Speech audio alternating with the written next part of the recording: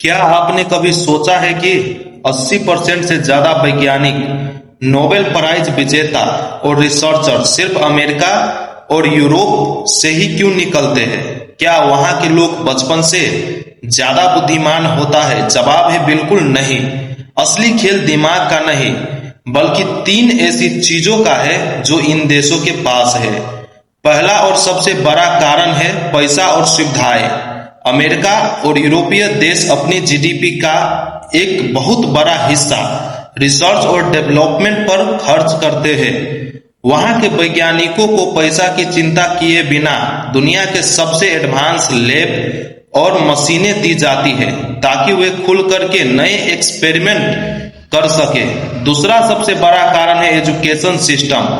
हमारे यहाँ जहाँ अक्सर किताब को रटाने और थ्योरी पर ध्यान दिया जाता है, वहीं अमेरिका और यूरोप के स्कूलों में बचपन से ही सवाल पूछने, प्रैक्टिकल करने और कुछ नया खोजने पर जोर दिया जाता है।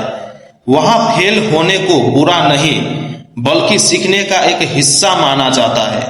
और तीसरा सबसे बड़ा कारण है ब्रेन ड्रेन। भारत, एशिया या अफ्रीका के सबसे जीनियस दिमाग जब कुछ बड़ा करना चाहते हैं तो उन्हें अपने देश में वैसी ही सहूलियतें नहीं मिलती।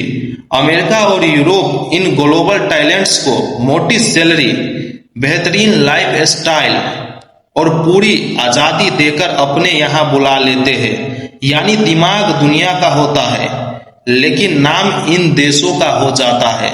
सीधे शब्द में कहे तो वैज्ञानिक पैदा नहीं किए जाते, बल्कि उन्हें ऐसा माहौल दिया जाता है जहां वह फल फूल सके। क्या आपको लगता है कि आने वाले समय में हमारे देश भी इस माहौल को बदल पाएगा?